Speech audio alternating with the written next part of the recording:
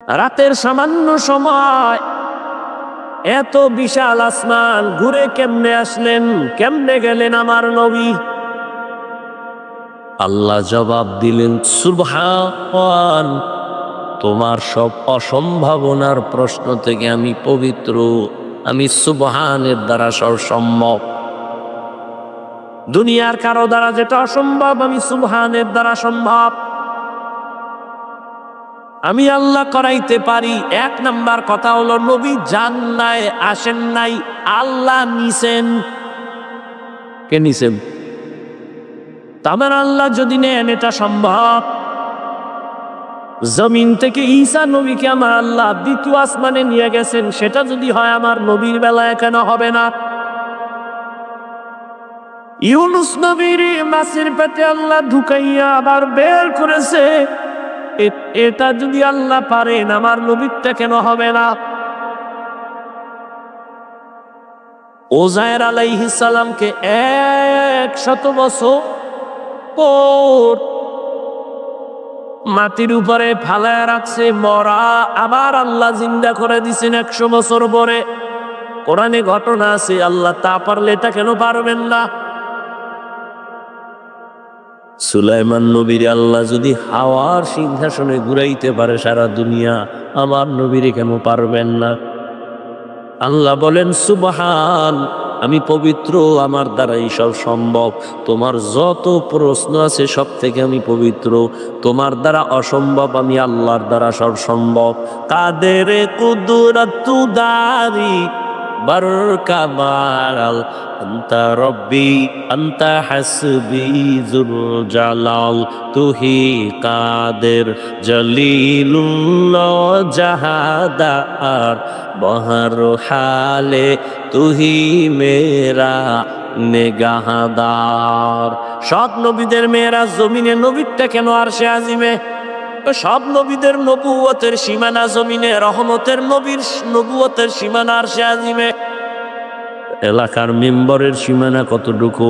বলে 2 গ্রাম, এর বাইরে তার কোনো টেনশন নাই। মেম্বার সাহেব খালি ঘুরে ঘুরে তার এরিয়া দেখে, চেয়ারম্যানের এরিয়া আরো বড়, সে আবার পুরা ইউনিয়নের খোঁজ খবর রাখে।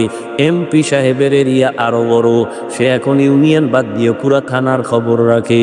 মন্ত্রীর এরিয়া পুরা দেশ নিয়া, সরকার বাহাদুরের এরিয়া আরো বড়, পুরা দেশ নিয়ে সরকার চিন্তা করে খোঁজ খবর রাখে।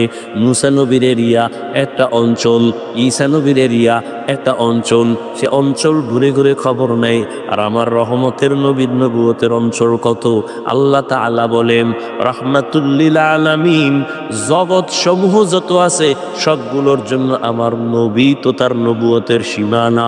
শুধু জমিন না, আরশে আজিম আসমান যা আছে সব আমার নবীর নবুয়তের সীমানায় ঢুকানো। এই জন্য আল্লাহ কয়, আপনি শুধু জমিনের নবী না, আরশে আজিম পর্যন্ত আপনার সীমানা।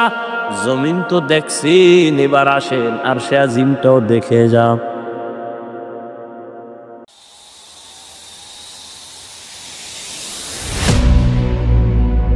আল্লাহ বলেন, গণনার আকারে বছরে মাস হবে 12টা। কয়টা? কিয়ামত পর্যন্ত কোনো বছর 11 মাসেও হবে না, 13 মাসেও হবে না। গণনার আকারে বছরে মাস হবে 12টা। দিন সময় কম বেশি হতে পারে, যেমন সূর্যের হিসাবে বছর, চাঁদের হিসাবের বছর কম বেশি 10 দিন। চাঁদের হিসাবের বছর 10 দিন হাতে থেকে যায়, 365 দিন সূর্যের বছর, আর চাঁদের বছর 354 দিন। এ কারণে 10 দিন করে আগায় রমাজান, কোরবানি। যতই দিনের ব্যবধান হোক না কেন, কিয়ামত পর্যন্ত 12 মাসেই বছর হবে, 13 মাস হবে না, 11 মাস হবে না। এবং এই 12 মাসের মধ্যে 4 মাস হলো বড় দামি। অন্য মাসের তুলনায় এই 4 মাস বড় মূল্যবান। হজের মাস, তার আগের মাস, তার পরের মাস, আর এই রজব মাস। আল্লাহ বলেন, এই সিদ্ধান্ত নিয়েছি আমি কোন দিন জানো? আসমান ও জমিন যেদিন সৃষ্টি করেছি সেই দিন কলমেরে বলছি, কলম লৌহে মাহফুজের মধ্যে লিখে দাও আমার সিদ্ধান্ত, যালিকাদ দীনুল কাইয়্যিম। বছরে মাস হবে 12টা, এর মধ্যে 4 মাস বড় দামি। আসমান ও জমিন সৃষ্টির দিন আমি লিখে দিয়েছি লৌহে মাহফুজের ভেতরে। এর মধ্যে 4 মাসের 1 মাস হলো রজব, আর লাগাতার 3 মাস, যেমন এই রজবের পরে শাবান, রমাজান, শাওয়াল, এই 3 মাস বাদ, জিকাদা, যুলহিজ্জা, মুহররম, এই 3 মাস, আর এই রজব 4 মাস। দামি কেন? ইহুদি খ্রিস্টানরা নবীজি দুনিয়াতে আসার আগেও এই 4 মাসের সম্মান করত। কি সম্মান? যুদ্ধ বন্ধ, বিগ্রহ বন্ধ, ঝগড়া বন্ধ, রহমতের নবী আসিম, এই আদেশ রহিত হয়ে গেছে, কিন্তু বরকত আর মর্যাদা রহিত হয় নাই, বরকত এখনো আছে। এজন্যই রহমতের নবী বলেন, আমি রজবের চাঁদ দেখলেই দোয়া শুরু করতাম, আমল বাড়ায় দিতাম। আল্লাহুম্মা বারিক লানা ফি রাজাব ওয়া শাবান ওয়া বাল্লিগনা রমাজান। আয় আল্লাহ, রজব ও শাবানে আমাকে বরকত দান করেন, হায়াতটা বাড়াইয়া রমাজান পর্যন্ত পৌঁছাইয়া দেন। মরণও যদি হয় রোজার মাসে, যেন হয় জান্নাতের দরজা খোলা, জাহান্নামের দরজা বন্ধ। রমাজান বড় দামি, 170। অন্য মাসে নফল ফরজের সমান রমাজান। এত দামি মাস, কোরআন নাজিলের মাস। জিগাইলে সবাই বলবেন এই দোয়াটা পড়ছেন নিকে, পারি তো? করে না। জিগাইলে একটা উত্তর তো দিতে হইব, ছোট হইব না? ভাই এত সুন্দর দোয়াটা পড়ছেননি? পারি তো। জিজ্ঞেসি পড়ছেননি, আমার একটা ধাক্কা দিয়ে দিল জবাব দিয়ে, পারি তো। তুই ইবলিস তো কম পারে নাই, লাভ কি?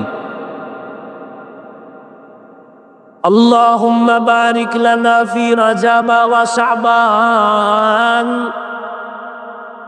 আয় আল্লাহ, রজব ও শাবানে আমাকে বরকত দান করেন, অবাল্লিগনা রমাজান, রমাজান পর্যন্ত পৌঁছাইয়া দেন।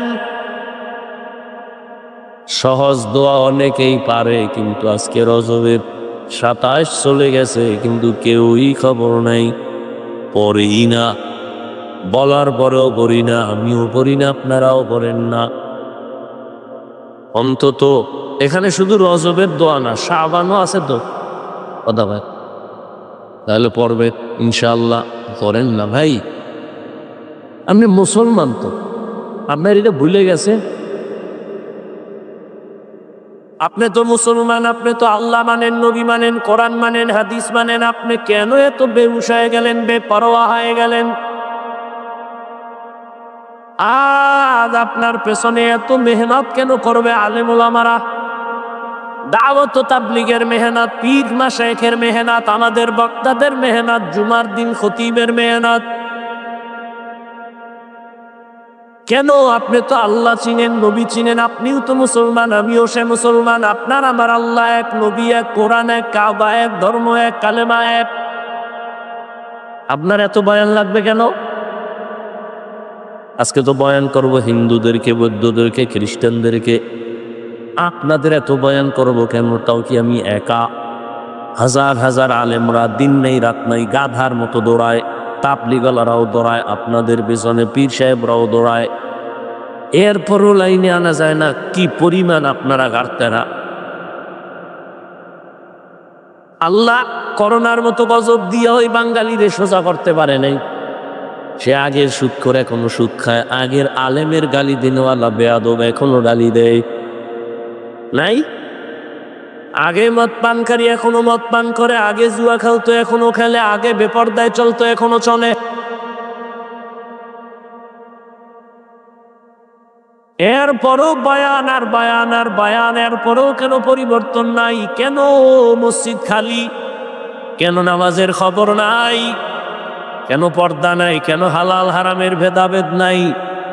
বাইতুল্লাহে যদি 1000 বার হজ করেন, যদি খাদ্য হালাল না থাকে একটা লাব্বাইকও কবুল হবে না।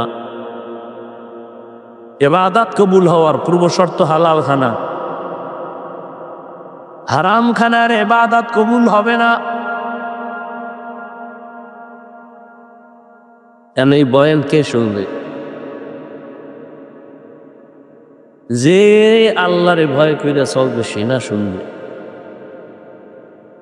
ওই একজনে মুরগি চুরি করে ডেইলি 2-4 ঘরে যায়, তো এক ঘর দিয়ে একটা মুরগি আই না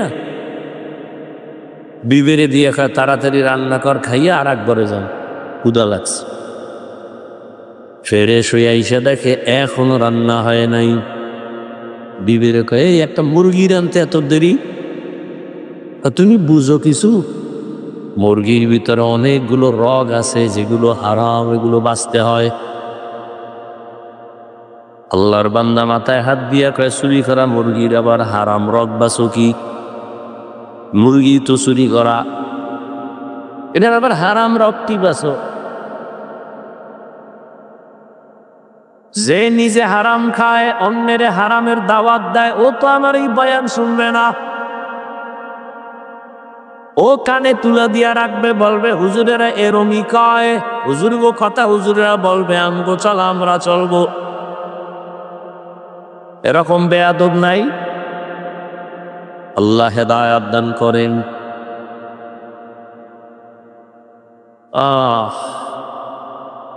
রহমতের নবী জীবনটা বিসর্জন দিয়ে গেলেন এই দাওয়াতের পেছনে।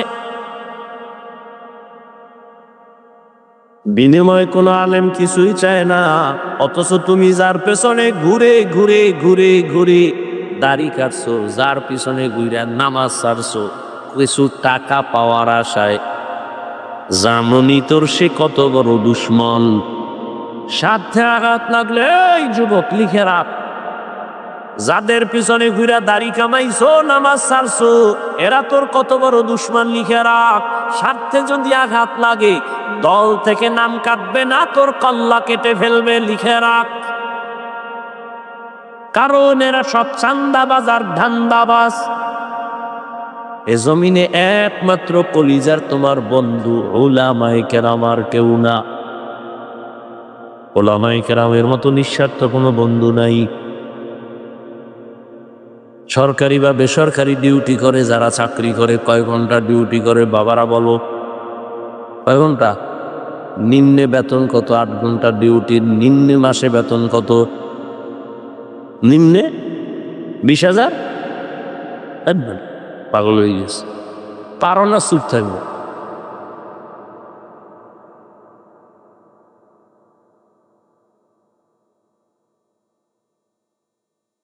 আচ্ছা, মসজিদের ইমাম ডিউটি কয় ঘন্টা? কম। বেতন কত? এর থেকে আর কত বড় জালেম চিন্তা করছেন আপনি? এর থেকে আর জালেম থাকতে পারে দুনিয়ায়? 8 ঘন্টা ডিউটি করে সরকারের থেকে খায় 20,000, টেবিলের তলে আরো কত মুক্তার দানা ওর বাবায় রাইখে দিছে, ওগুলো খাইয়া ক্যান্সার বানাবে, কিডনি নষ্ট করবে। আর 24 ঘন্টা ইমামের ডিউটি, বেতন 5,000, তাও ঠিক মতো না। সভাপতি দেয় কত? মাসে 100। সেক্রেটারি 50 টাকা। এরপরে এক ওয়াক্ত নামাজে না থাকলে রিক্সাওয়ালাও কয়, হুজুর গেছিলেন কই? ইমাম কয়, কে তুমি? আমি রিক্সার ড্রাইভার। তুমি জিগাও পাওয়া, তার মাসে 5 টাকা বেতন দিই। কি পরিমাণ জুলুম! এরপরেও কোনো আলেম, কোনো ইমাম, কোনো খতিব কোনোদিন বদদোয়া করে নাই, কারোর সাথে খারাপ আচরণ করে নাই। যখনই মোনাজাত দেয় দোয়া করে, আল্লাহ এলাকায় শান্তি দাও, অসুস্থ রোগীর সুস্থ বানাও, ব্যবসায় বরকত দাও, কবরওয়ালাদের জান্নাত বানাও। কোনোদিন বদদোয়া করে নাই। এই ওলামায়ে কেরাম এই জাতিকে যা দিছে আর কেউ দেয় নাই, কেউ দেয় নাই, কেউ দেয় নাই। তুমি বলবা হাফিজ ভাই দিছে দিছে, আমি বলবো যদি 5,000 টাকা দিয়ে থাকে, 5 লক্ষ টাকার জাল মিটাইছে তোমারে দিয়া, তুমি টের পাও নাই। এই জন্যই তো চান্দাবাজার ধান্দাবাজের আচ্ছা কি কয় জানো, ইসলামে কোনো রাজনীতি নাই, ধর্মে কোনো রাজনীতি নাই। তার মানে ওরাও জানে ইসলাম শান্তির ঠিকানা, কিন্তু এটা যদি ওরা মানতে যায় তাহলে চুরি করতে পারবে না, দুর্নীতি করতে পারবে না। এই জন্য ওরাও জানে ইসলাম সঠিক, কিন্তু মানে না।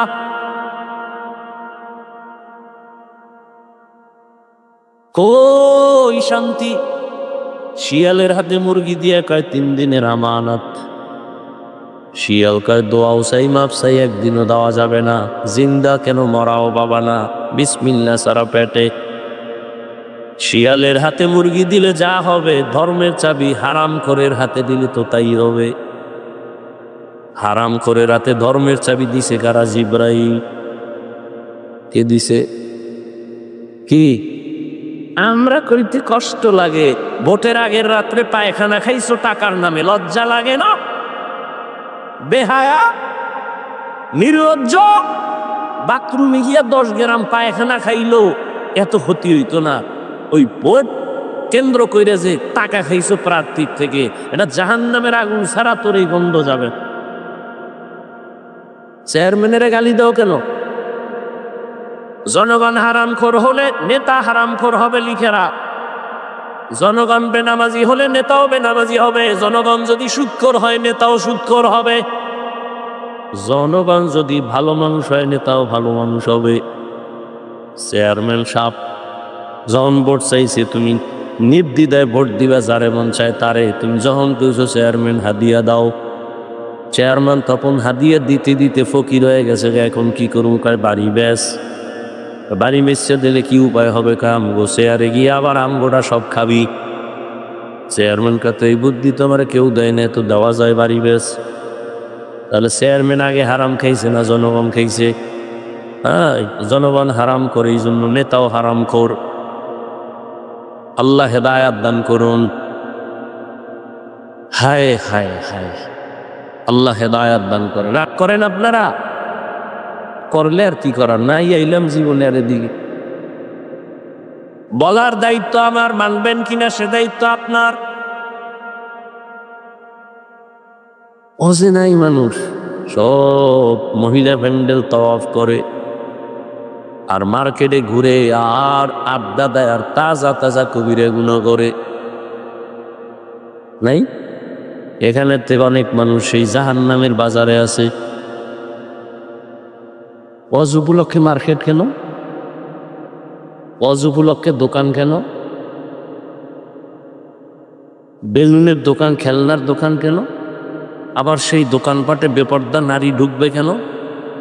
যুবক ঢুকবে কেন? সেখানের কবিরা গুনার দায়ভার কে নিবে? এই ওয়াজ হেদায়েতের ওয়াজ। আল্লাহ হেদায়াত দান করেন। বলার দায়িত্ব আমার, মানবেন কিনা সে দায়িত্ব আপনার। আমি আঘাত নয়, বাংলাদেশের সবের হালাত এরকম, শুধু এখানে না। অজে বেলুন কিনে বেলুন, মোনাজাতের ঘরেটার কান্দে ঝুলে বাড়ি যাইব, বউ জিগাইব কি পাইছো? অজে কয় মোনাজাতে বেলুন কবুল হয়ে গেছে।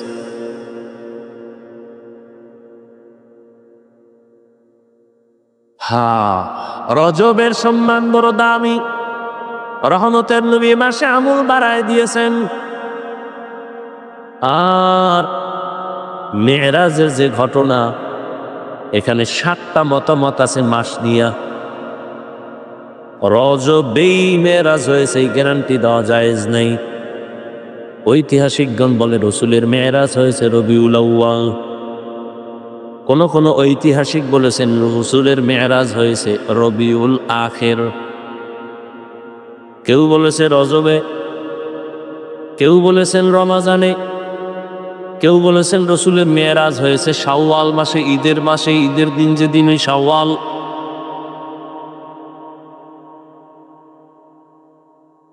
অতএব রজব মেরাজের মাস, এই গ্যারান্টি দেওয়ার কোনো সুযোগ নেই। আর এই মেরাজ কেন হলো নবীর? মেরাজ কেন হলো এবং কেন মেরাজ হলো রহমতের নবীর, এবং সেই মেরাজ কেন রাতের বেলা হলো? সেই মেয়েরাজ কেন মসজিদ থেকে হলো, বাইতুল্লাহ থেকে বাইতুল মাকদিস কেন হলো, ডাইরেক্ট নিল না কেন আসমানে? সব নবীদের মেয়েরাজ হয়েছে, তবে ব্যবধান সব নবীদের মেয়েরাজ জমিনে, আপনার আমার নবীর মেয়েরাজ হয়েছে আরশে আজিমে। মেয়েরাজ দুই প্রকার, জাহিরি আর বাতিনি। মেয়েরাজ মানি হলো মর্যাদার লাইনে উপরে উঠা, অরুজ থেকে মেয়েরাজ উপরে উঠা, সেটা জাহিরিও হতে পারে বাতিনিও হতে পারে। যেমন একই দস্তারখানে একই জায়গায় বসা ও রহমতের নবী ওমর, ওসমান আলী, আবু বকর একই দস্তারখানে খাইতেছেন, সবাই সমানভাবে বসে। যেমন আপনারা নিচেন চেয়ারে, বিষয়টা এমন না, সব এক সমান তালে বসা, কিন্তু মর্যাদার দিক থেকে রহমতের নবী অনেক উপরে, তুলনা নাই। এটা হলো বাতিনি মেয়েরাজ, অরুজ। আর একটা হলো জাহিরি মেয়েরাজ, চোখের সামনে উঠতেছে, উপরে যায়। যেমন এটা জাহিরি, আপনারা নিচে, আমি এখানে উপরে উঠছি বয়ান করার জন্য। সমস্ত নবীদের মেয়েরাজ জমিনে, রহমতের নবীর মেয়েরাজ হলো আরশে আজিমে। সমস্ত নবীদের মেয়েরাজ হলো ইমতিহান, রহমতের নবীর মেয়েরাজ হলো ইনআম। সমস্ত নবীদের মেয়েরাজ পরীক্ষা, আর নবীজির মেয়েরাজ হলো পুরস্কার। রহমতের নবীর মেয়েরাজ রাতের বেলা হলো কেন, দিনে কেন হয় নাই? বন্ধুর সাথে বন্ধুর মুহাব্বতের আওয়াজ রাতের বেলা গোপনীয়তা রক্ষা করেই ভালো হয়, দিনের বেলা ভালো হয় না। দ্বিতীয় কথা হলো, রহমতের নবী যে সাত আসমান সব কিছু লৌহ কলম করে আসছেন, এটা যদি কেউ দেখে বলে বিশ্বাস করলাম, তার ইমান তাজা না। যদি কেউ না দেখে বলে মানি, তার ইমান তাজা। রহমতের নবী আইসা সকালবেলা বললেন, হে আবু জাহাল, আমি সাত আসমান ঘুইরা বাইতুল মাকদিস ঘুরে টুরে সব দেখেছি, লৌহ কলম আরশে আজিম। আবু জাহিল্লা পাগল একাই, মিথ্যা কথা মানি না। দৌড়াইয়া গেল, সাথে দেখা আবু বকর। এই আবু বকর, শুনছনি আব্দুল্লাহর ছেলে নাকি এই রাতের অংশে সারা আসমান সব ঘুরে আইছে? এটা কেমনে হইল, সম্ভব? আবু বকর সিদ্দিক রাদিয়াল্লাহু তাআলা আনহু বললেন, এটা কে বলছে? কয় আব্দুল্লাহর ছেলে মুহাম্মদ বলছে। সত্যি? হ্যাঁ সত্যি। সত্যি? বলে হ্যাঁ, আমি মেনে নিলাম। কারণ মুহাম্মদ এমন এক ব্যক্তি যার জিন্দেগিতে একটা মিথ্যা কথা বলেন নাই, জীবনে কোনোদিন গালিও দেন নাই, কোনোদিন গালির জবাবও দেন নাই, এবং রহমতের নবী কোনোদিন চোখ মোবারক গরম করে কারো দিকে তাকান নাই। এরে নবীর উম্মত আশিক, রহমতের নবীকে আল্লাহ মুমিনের ইমান মজবুত করায় রাতের বেলা করায় দিলেন। রাতের সামান্য সময় এত বিশাল আসমান ঘুরে কেমনে আসলেন, কেমনে গেলেন আমার নবী? আল্লাহ জবাব দিলেন, সুবহান, তোমার সব অসম্ভাবনার প্রশ্ন থেকে আমি পবিত্র, আমি সুবহানের দ্বারা সব সম্ভব। দুনিয়ার কারো দ্বারা যেটা অসম্ভব, আমি সুবহানের দ্বারা সম্ভব। আমি আল্লাহ করাইতে পারি। এক নাম্বার কথা হলো, নবী যান নাই, আসেন নাই, আল্লাহ নিছেন। কে নিছেন? আমার আল্লাহ যদি নেন, এটা সম্ভব। জমিন থেকে ঈসা নবীকে আমার আল্লাহ দ্বিতীয় আসমানে নিয়ে গেছেন, সেটা যদি হয়, আমার নবীর বেলায় কেন হবে না? ইউনুস নবীর মাছের পেটে আল্লাহ ঢুকাইয়া আবার বের করেছে, এটা যদি আল্লাহ পারেন, আমার নবীরটা কেন হবে না? ওজায়ের আলাইহিস সালামকে 100 বছর পর মাটির উপরে ফালায় রাখছে মরা, আবার আল্লাহ জিন্দা করে দিছেন 100 বছর পরে। কোরআনে ঘটনা আছে, আল্লাহ তা পারলে এটা কেন পারবেন না? সুলাইমান নবীর আল্লাহ যদি হাওয়ার সিংহাসনে ঘুরাইতে পারে সারা দুনিয়া, আমার নবীরে কেন পারবেন না? আল্লাহ বলেন সুবহান, আমি পবিত্র, আমার দ্বারাই সব সম্ভব। তোমার যত প্রশ্ন আছে সব থেকে আমি পবিত্র, তোমার দ্বারা অসম্ভব, আমি আল্লাহর দ্বারা সব সম্ভব। কাদের কুদরতু দারি বার কামাল, আন্তা রব্বি আন্তা হাসবি জুল জালাল, তুহি কাদের জলিলুল্লাহ জাহাদার, বহর হালে তুহি মেরা নেগাহদার। সব নবীদের মেয়েরা জমিনে, নবীরটা কেন আরশে আজিমে? সব নবীদের নবুয়তের সীমানা জমিনে, রহমতের নবীর নবুয়তের সীমানা আরশে আজিমে। এলাকার মেম্বরের সীমানা কতটুকু? বলে 2 গ্রাম, এর বাইরে তার কোনো টেনশন নাই। মেম্বার সাহেব খালি ঘুরে ঘুরে তার এরিয়া দেখে, চেয়ারম্যানের এরিয়া আরো বড়, সে আবার পুরা ইউনিয়নের খোঁজ খবর রাখে। এমপি সাহেবের এরিয়া আরো বড়, সে এখন ইউনিয়ন বাদ দিয়ে পুরা থানার খবর রাখে। মন্ত্রীর এরিয়া পুরা দেশ নিয়া, সরকার বাহাদুরের এরিয়া আরো বড়, পুরা দেশ নিয়ে সরকার চিন্তা করে খোঁজ খবর রাখে। মুসা নবীর এরিয়া একটা অঞ্চল, ঈসা নবীর এরিয়া একটা অঞ্চল, সে অঞ্চল ঘুরে ঘুরে খবর নেয়। আর আমার রহমতের নবীর নবুয়তের অঞ্চল কত? আল্লাহ তাআলা বলেন রাহমাতুল লিল আলামিন, জগৎ সমূহ যত আছে সবগুলোর জন্য আমার নবী তো তার নবুয়তের সীমানা। শুধু জমিন না, আরশে আজিম আসমান যা আছে সব আমার নবীর নবুয়তের সীমানায় ঢুকানো। এই জন্য আল্লাহ কয় আপনি শুধু জমিনের নবী না, আরশে আজিম পর্যন্ত আপনার সীমানা।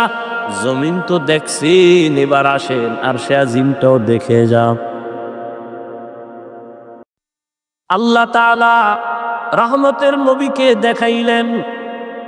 সব নবীদের মেরাজ পরীক্ষা, আর আপনার আমার নবীর মেরাজ পুরস্কার। নবীর পরীক্ষা কই?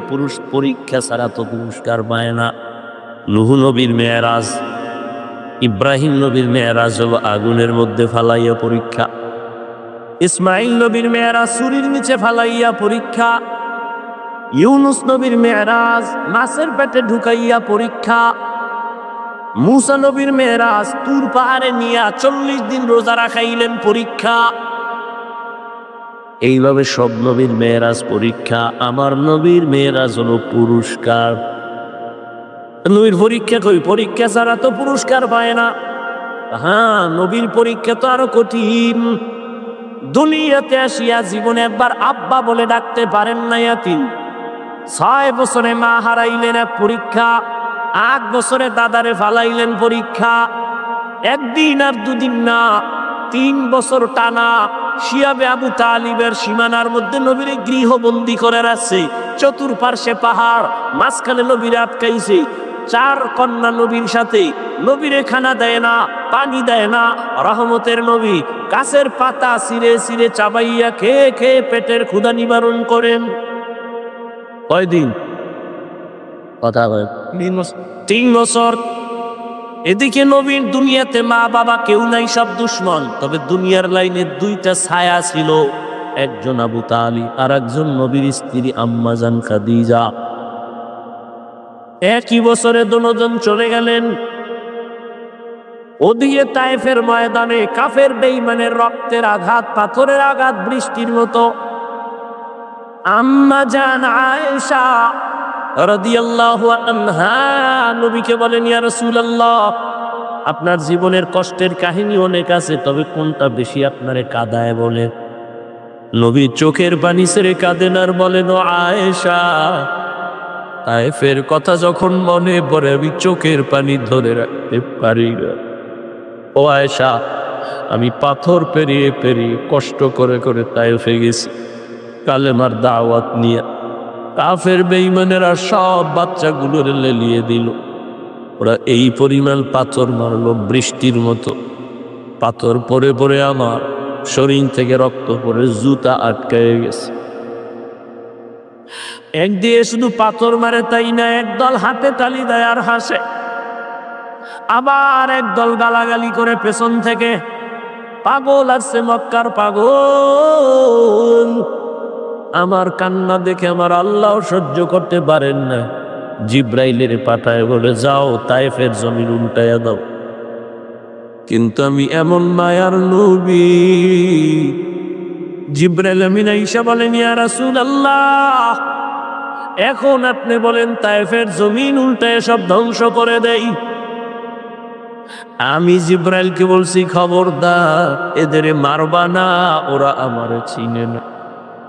ওরা যদি জানতো আমি মক্কার বড় এতিম, আমি জীবনে আমি আব্বা বলে ডাকতে পারি নাই, মায়ের আদর পাই নাই, আমি কালেমার দাওয়াত দিতে আসছি, ওরা জানলে আর আমারে মারতো না। একদিন বুঝে আসবে ও আয়েশা, একটা লোকও কালেমা পড়লো না, তবে একজন মাত্র ঈমানের দিকে আসছে। ওই তায়েফের কষ্টের কথা আমি সহ্য করতে পারি না। এত পরিমাণ বাচ্চারা আমার রক্ত ঝরাইছে পাথর মেরে। ওদিকে আবু তালিব চলে গেছেন, খাদিজা রাদিয়াল্লাহু আনহা চলে গেছেন।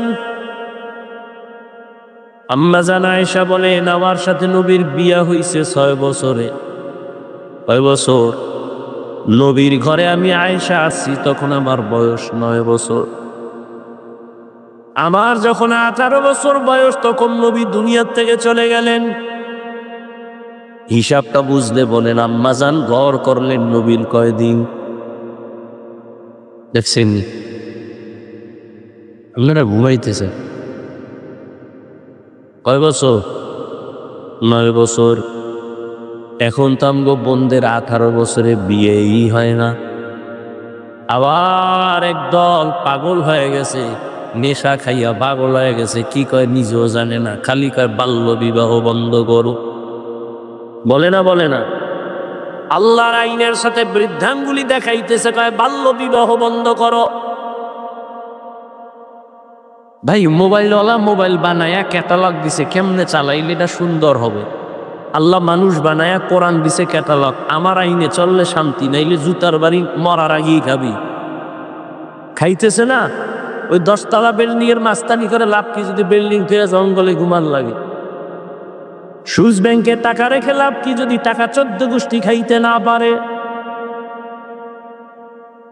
পাগল পাগল পাগল, কুত্তার মতো জিব্বা বের হয়ে গেছে।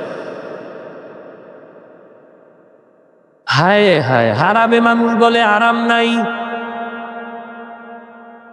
এরে নবীরে আশিক, রহমতের নবী যদি দোয়া করতেন আল্লাহ উহুদের পাহাড় স্বর্ণ বানায়া দাও, নবী বলেন আমি ওই দোয়া করি না, উল্টা দোয়া করছি, আল্লাহ আমারে গরিবী হালাতে রাখো, গরিবী হালাতে মরণ দিও, কিয়ামতের দিন গরিবদের সাথে হাসর করাইও। এবং নবী বলে এই গরিবেরা, বড় লোকের বাড়ি গাড়ি দেখা পাগল হইস না, আফসুস করিস না, ধৈর্য ধারণ করে চল। কিয়ামতের কঠিন দিন বড় লোকের 500 বছর আগে গরিব জান্নাতে যাবি। কোন গরিব? আপনাদের এলাকার গাঞ্জাখোর, ক্যারামবোর্ড, তাস খেলে, জুয়া খেলে গরিব ওরা। এই যে এত এখানে মানুষ, অধিকাংশ কত চেহারা দেখলেই তো বোঝা যায় না। একজনে তেঁতুল খায় বলে ভাই মিষ্টি না, যাও কয় ঠোঁটের মিস করলে কি বোঝো না। এখানে তোমরা বলছো কত আল্লাহর বান্দা আজকে ফজর পড়ো নাই, জোহর পড়ো নাই, আসর পড়ো নাই, মাগরিব পড়ো নাই, এশাও পড়ো নাই, কিন্তু বাপ তো দেখাও বড় বুজুর্গ, মাস্তানি ভাব। কি লাভ হবে? দুনিয়া কয়দিন। করোনায় তোর মতো যুবক কত চলে গেল, ছাত্র জনতার আন্দোলনে তোর মতো যুবক আন্দোলনে চলে গেল, ডেঙ্গুতে তোর মতো যুবক চলে গেল, গাড়ির চাকার তলে তাকায় দেখ যুবকের লাশ, পানির নিচে যুবকের লাশ, ঘুমের বিছানায় যুবকের লাশ। জীবনে করলি কি? মইরা গেলে তোরে নিয়ে কি স্মরণ করবে তোর মা বাবা? কানবে আর বলবে একটা বেয়াদব চলে গেছে, কারণ ওর চরিত্র এত খারাপ, মানুষের সামনে মুখ দেখাইতে পারি না, মানুষ আমাদের লজ্জা দেয়। কেমন অভিশপ্ত কপাল নিয়ে জন্ম নিলি রে বাবা।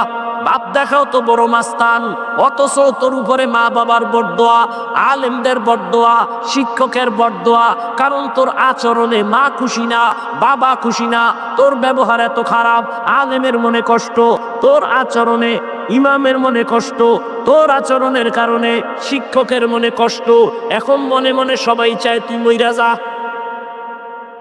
এই কপাল লইয়া জন্ম নিছো। সারা রাত দরজা জানালা আটকাইয়া মোবাইল হাতে নিয়া কবিরা গুনা, চোখের জেনা, কানের জেনা, হাতের জেনা, অন্তরের জেনা, জবানের জেনা। উচিত ছিল যেই গুনাহ করছো ঘুমের মধ্যে ঠান্ডা ভরা দরকার, ঘুমের থেকে উঠে দেখা দরকার ছিল। তোর চেহারাটা শুকরের মতো হয়ে গেছে, শুধু মুহাম্মদের উম্মত হওয়ার কারণে বেঁচে গেলি। মুহাম্মদের উম্মত হওয়ার কারণে বেঁচে গেলা, না ঠিকই ঠান্ডা পড়তো। কিন্তু সারাটা রাত্র ঘুম মার দিয়া জেনা করো। আজকে মোবাইলের গুনাহ দেখতে দেখতে তোর চেহারায় নূর নাই, চেহারার মধ্যে কোনো আকর্ষণ নাই, মায়া নাই, চরিত্র তোর খারাপ, লেখাপড়া ধ্বংস। শুধু কি তাই, এই মোবাইলের কারণে তোর কিডনি দুর্বল, হাত দুর্বল, মেধা দুর্বল। এই মোবাইল দেখতে দেখতে দেখতে দেখতে চোখের পাওয়ার কমতেছে। মোবাইলের কারণে তোমার কানের পাওয়ার, হাতের পাওয়ার সব যাইতেছে। চরিত্র নাই, লেখাপড়া নাই, কারোর সাথে ভালো ব্যবহার নাই। আছে একটা রুহু, আজরাইলটা নিয়ে গেল, তুইও নাই। এই যুবকেরা বহুত মাস্তানি জীবনে করছো, বাসায় যাইয়া মোবাইলটা খুইলা জীবনভর তো আকাম করছো, আজকে একটা ভালো কাজ করিস, লিখবি টাচ মোবাইল দেখলে কি কি ক্ষতি হয়, অঙ্গের ক্ষতি হয়, লিখবি, লেখা সার্চ দিবি, ওখানে চিকিৎসা বিজ্ঞানীরা সব ডিটেলস লেখা দিছে টাচ মোবাইলের দ্বারা কি কি ক্ষতি হয়। আমি হুজুর বলি তুই মানবি না, কপাল বড় খারাপ। ওখানে চিকিৎসা বিজ্ঞানীরা সুন্দরভাবে লিখে দিছে। আল্লাহর কসম করে বলছি, মানুষের জীবনে সুস্থতার জন্য আল্লাহ দিছেন রাতের ঘুম। আমি তো অস্কইরা বাসায় যাবো, ঘুমাইতে পারবো না, ফজর করে ঘুমাবো। তো তুমি রাতে ঘুমাও না কেন? আল্লাহ রেখে, আল্লাহ একটু দিনের কাজ করেন। কি করি, সুযোগ পাইলে 1 ঘন্টাও ঘুমাই। আর তোরে যদি জিজ্ঞে তুই রাইতের ঘুম মারছো কেন, তুই কবি আমি সারা রাত্র আকাম করছিলাম, তো এই কারণে আমি বইতে পারিনি। হাসো, অপেক্ষায় থাক। আমি কথা ডাইরেক্ট বলি, পেঁচগোছের কথা বলি না। অপেক্ষায় থাক, কিছুদিন পরে বিছনায় পড়ে যাবি, কাঁদবি, চোখের পানি মোছার কাউকে পাবি। মনে রাখিস, বাঁচতে চাও না বেশি, আকাম ধরছো হাতে, এত তাড়াতাড়ি মরার বুদ্ধি। পাগলও তো রাস্তার ভালো ধরছে, রাস্তার পাগলও তো আগুনে হাত দেয় না যে পুড়ে যাই। বাঁচতে চাও অনেকদিন, আর যে আকাম লইয়া ঘুরো মরবি তাড়াতাড়ি। ইদানিং বেশি মরে সুস্থ মানুষ, অসুস্থটি কম মরে। অসুস্থ রুগী আমরা লাডিলে আনে, সুস্থ মানুষ এর সামনে ভইরা নাই। কি হয়েছে? কারণ রোগ নাই, তো মরলো কেন? কারণ নতুন এক রোগের জন্ম হয়েছে, স্ট্রক করে গেছে, বাস নতুন এক রোগ, স্ট্রক, শেষ।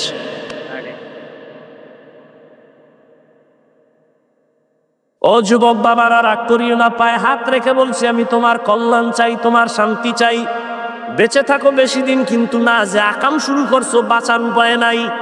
ধুকে ধুকে কানবা, মরবা। এই মোবাইল কেন্দ্র কইরা মায়ের সাথে কত বেয়াদবি করছো।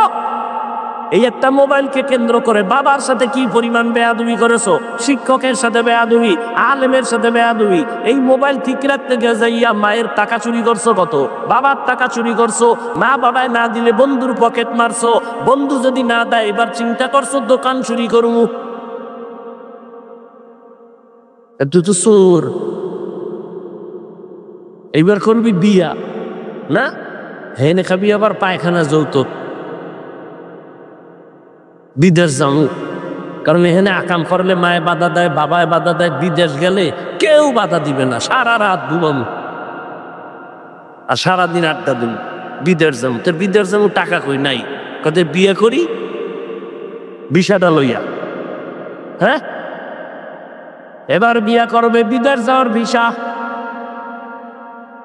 তুই কি বউ লইয়ে যাবে? কেন তো তোর বউ দেখবে, ছোট ভাই আছে না, ছোট ভাই আমার বউ পাহারা দেবে। যারা যৌতুক খায়, যারা যৌতুক দেয়, যারা যৌতুকের সাথে সহযোগী, সব জালেম, সব ডাকাত, সব চোর, সব ফকিন্নির বাচ্চা। ওরা রসুলের দুশ্মন, ওরা মানবতার দুশ্মন, ওরা নারীর দুশ্মন, ওরা ইসলামের দুশ্মন, ওরা জালেম। এদের মতো ফকিন্নি দুনিয়াতে কেউ নাই, এরা বড় ইতর। আর কি বললে লাজ হবে শিখাইয়া দাও। যুবক একটা হুজুর নিয়ত করছে মইরে গেল খামো না, কিন্তু দুঃখ আব্বাই যে মান্নত করে লাইছে ও খাইবেই। আল্লাহ হেদায়াত দান করুন। ও আমার যুবক বাবারা, আমি যে এতক্ষণ বয়ান করতেছি চিল্লাইতেছি একবারও কিন্তু বলি না হে যুবক আমি পাঁচকল্লি টুপি পরেছি তুমিও পরো, একবারও বলি নাই। আমি কওমি মাদ্রাসার সন্তান তুমিও কওমিতে যাও, একবারও বলি নাই। আমি তাবলিগের লাইনের সন্তান তুমিও তাবলিগে যাও, একবারও বলি নাই। আমি পীরের মুরিদ, আমি একবারও বলি নাই তুমি পীরের কাছে যাও না যাও সেটা তোমার ইচ্ছা। আমি এটাও বলি নাই স্কুল কলেজ বাদ দিয়ে মাদ্রাসায় যাও। বরং আমি কি বলতে চাই বাবা, তুমি স্কুলে পড়ো, কলেজে পড়ো, চাকরি করো, ব্যবসা করো, বাধা নাই। দোয়া করি তুমি একজন ডাক্তার হও, ইঞ্জিনিয়ার হও, প্রফেসর হও, ব্যবসায়ী হও, চাকরিজীবী হও, তবে দাবি আমার একটা, বেয়াদব হইও না। তোমার ব্যবহারে কোনোদিন যেন মা বাবা কষ্ট না পায়, শিক্ষক কষ্ট না পায়, আলেম কষ্ট না পায়। কারণ মা বাবার কষ্টই বড়দোয়া, শিক্ষকের কষ্ট তোমার উপরে বড়দোয়া, আলেমের কষ্ট তোমার উপরে বড়দোয়া। আর মা বাবার বড়দোয়া লাগলে মরার আগে ধ্বংস হয়ে যাবি।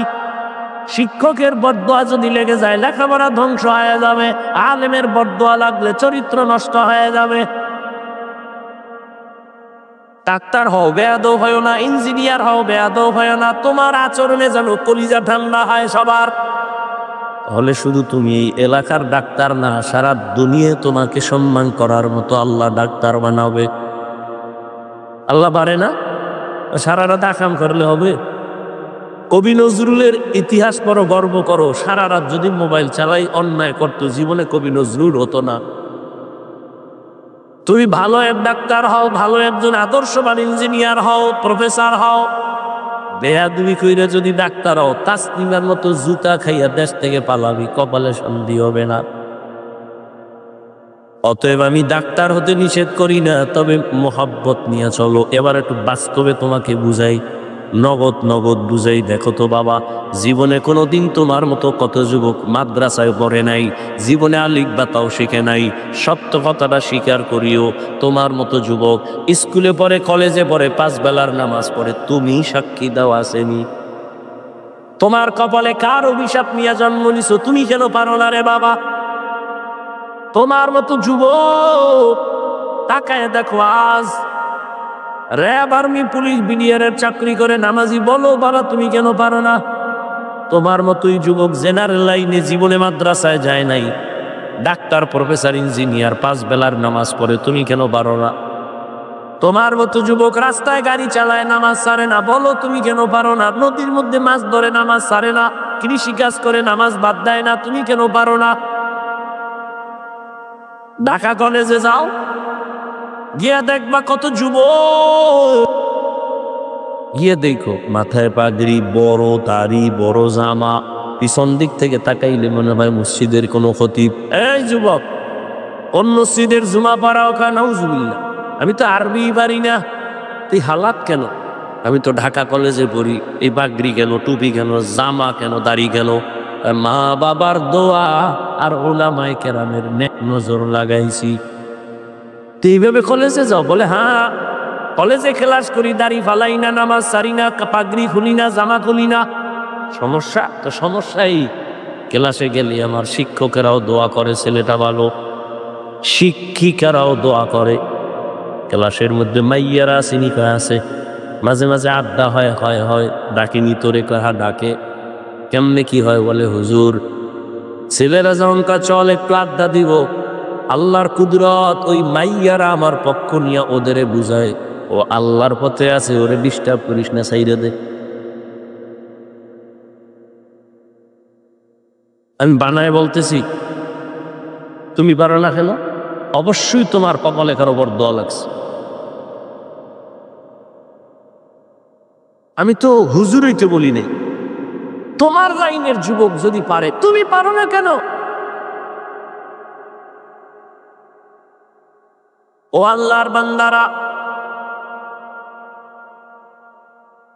মরণ ফাঁদ নিয়ে ঘুরতেছো, তোমাদের জন্য আর একটা নতুন মরণ ফাঁদের নাম বাইক। আর এক নতুন মরণ ফাঁদ, তাড়াতাড়ি মরবি তো, ওর কপালে শনি উঠছে।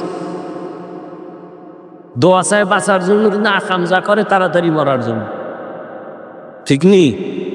বাইকের মধ্যে উঠলেই খালি আগুন বাইর হয়, শরীরে খালি আগুন। কি এর শীত মিত, চাদর মাদের ফালায়, আর কিছু শীত নাই। পিছনে যদি বিপরীত পার্স থাকে তো আরো আগুন। সকাল 10টার থেকে ঘুম থেকে উঠে আম্মু কি বলে, আমি একটু দ্রুত গতিতে দেবিদ্বার যাব। কেন? বলে আমার এক বন্ধু আসছে, দেখা করো। ওই বাইক আছে তো, ওটা আগুন লাগাই দিস।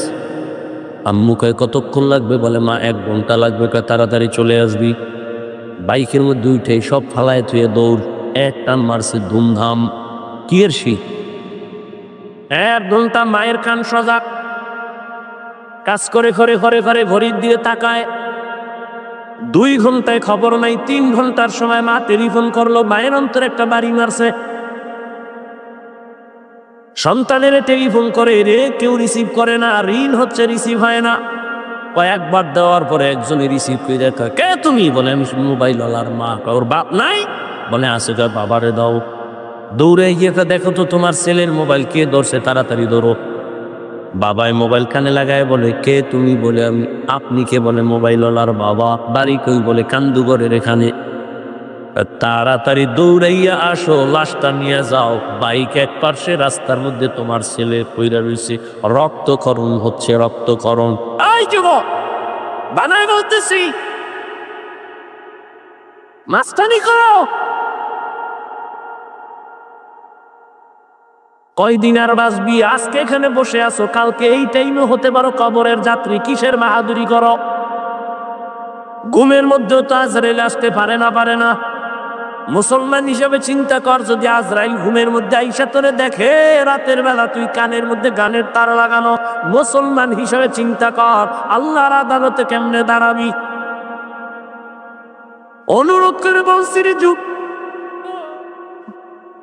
ও পর্দার আড়ালের আম্মা জানেরা, মাইকে আওয়াজ শুনতেছেন, এতক্ষণ আপনাদের সন্তানদের যা বুঝাইলাম, কোনদিন সম্ভব না যদি আপনি দোয়া না করেন, চেষ্টা না করেন। কারণ গাছ ভালো হলে ফল ভালো হবে।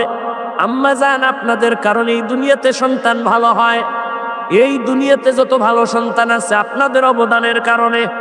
এরে আম্মা জান, ভারতে আসছে একজন আল্লাহর বান্দা, মদিনাতুল মুনাওয়ারা থেকে ঘুরা ঘুরা দাওয়াত দেয়। 90 লক্ষ, কেউ বলে আরো বেশি বিধর্মী মুসলমান হইল তার হাতে। সবাই তার নাম জানে, খাজা মঈনুদ্দিন চিশতি আজমিরি। মন বড় খুশি। আম্মা কয়, মঈনুদ্দিন এত আনন্দ কেন? কয়, আম্মা জান, বহু বিধর্মী আমার হাতে কালেমা পড়েছে। মা ডাক দিয়া কয়, মঈনুদ্দিন, এটা তোর অবদান না, আমি মায়ের অবদান। খাজা মঈনুদ্দিন কয়, মা বলো তোমার অবদান কি? মা এবার চোখের পানি ছেড়ে কান্না করে আর বলে, মঈনুদ্দিন, তুই আমার গর্বে যখন আসছো, আল্লাহর কসম আমি একটা রাত আর ঘুমাইতাম না। আমি গভীর রাতে আমার মাওলার আদালতে সিজদায় পড়ে কান্না করতাম, হে মান, আমার গর্বের সন্তানটা তুমি ওলি বানাইয়া দুনিয়ায় পাঠাইও। আমি প্রতি রাত আল্লাহর দরবারে দোয়া করতাম, ওরে গভীর রাতের চোখের পানি কখনো বৃথা যাবে না রে বাবা। অতি গভীর হয় রজনী যখন, নীরবে প্রভুর নাম জপিও তখন। প্রভুর করুণা যদি পাইবারে চাও, গভীর রাতে উঠে প্রভুর গুণগান গাও। ও এলাকার মা বোনেরা, আপনাদের মতো কত মা এখনো আছে নামাজ ছাড়ে না, বেপর্দায় চলে না, মোবাইলে সময় নষ্ট করে না, স্বামীর মাল হেফাজত করে, সন্তানগুলো আদর্শওয়ালা বানানোর মেহনত করে। ও আম্মা জানেরা, জীবনে তো বেপর্দায় কম দৌড়াইলেন না, মোবাইলে সময় বাজে নষ্ট তো কম করলেন না, স্বামীর মাল কত খেয়ানত তো কম করলেন না। এখনো কি তওবা করবেন না? মঈনুদ্দিনের মা কান্না করে, বাবা আমি সেজদায় পড়ে কান্না করতাম আর দোয়া করতাম। শুধু তাই না, তুই যেদিন দুনিয়াতে জন্ম নিয়েছ আমি মা তোরে দুধ পান করাইছি, আল্লাহর কসম আমি মা তোরে যতদিন দুধ পান করাইছি এক ফোঁটা দুধ তোর মুখে আমি বিনা অজুতে দেই না।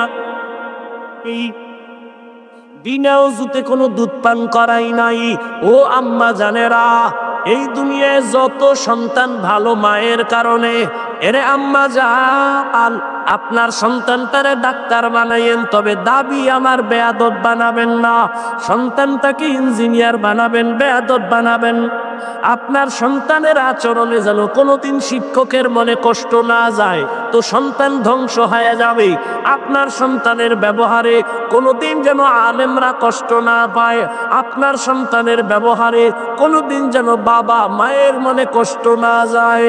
ও মা, সন্তানটাকে বুঝাইয়া মানুষ বানায় যান। এখনো সময় আছে, তওবা করেন। আপনারা তো বড় দামি মা, আপনারা তো নবীদের মায়ের মতো দামি, সাহাবায়ে কেরামদের মায়ের মতো দামি। আপনাদের এত সম্মান আল্লাহ দান করেছেন। আপনারা আয়েশা রাদিয়াল্লাহু আনহার মতো দামি নারী, ফাতেমা রাদিয়াল্লাহু আনহার মতো দামি নারী, খাদিজা রাদিয়াল্লাহু আনহার মতো দামি নারী, ইসমাইল নবীর মা হাজরা আলাইহা সালামের মতো দামি নারী, ঈসা নবীর মা মারিয়াম আলাইহা সালামের মতো দামি নারী। এই দুনিয়া আল্লাহর এক বড় দুশমন ছিল ফেরাউন, তার স্ত্রীর নাম কি? ও আম্মা জানেরা, এত বড় বেঈমান ফেরাউন, তার স্ত্রী আসিয়া আমার আল্লাহকে এত আপন করে নিলেন। রহমতের নবী বলেন, কিয়ামতের দিন আমার সাথে আসিয়ার সাথে বিবাহ হবে। এরে আম্মা জানেরা, একটা বেঈমান ফেরাউন এত বড় ক্ষমতা, টাকাওয়ালা, সব লাথি মেরে ফালাইয়া আসিয়া আমার আল্লাহকে আপন করে নিয়েছেন। দুনিয়া কিছুই না রে মা, আপনি যদি মরে যান কেউ কোনোদিন আর আপনার নামও মুখে নিবে না। অতএব ভালো সন্তান যদি রেখে যাইতে পারে, কিয়ামত পর্যন্ত মানুষ ওই সন্তানের কারণে আপনাকেও দোয়া করবে। এখনো তৈরি হতে পারেন, তওবা করেন। জীবনে আর নামাজ ছাড়বেন না, বেপরদায় চলবেন না, স্বামীর মাল খেয়ানত করবেন না, সন্তানটাকে আদর্শওয়ালা বানাবেন, মোবাইলে সময় নষ্ট করবেন না। ও আমার বাবাজিরা, আপনারাও তওবা করেন, আর নামাজ ছাড়বেন না, আর আল্লাহর বিরোধিতা করবেন না। ও যুবক বাবা, অনুরোধ করে বলি, তওবা করো। রহমতের নবীর আদর্শের মালা গলায় লাগাও। মনের শুধু এতটুকু বুঝাইও, ও মন, আমার মতো যুবক স্কুল কলেজ জেনারেল লাইনে থাইকেও যদি চাকরি করে, লেখাপড়া করে, নামাজ পড়ে, আমি কেন পারবো না? আমার কপাল কেন এত খারাপ? জীবনে তো কম নামাজ সারি নাই, জীবনে তো কম দাড়ি কাটি নাই, জীবনে তো বেপরদায় কম চলি নাই। এখন থেকে তওবা করি।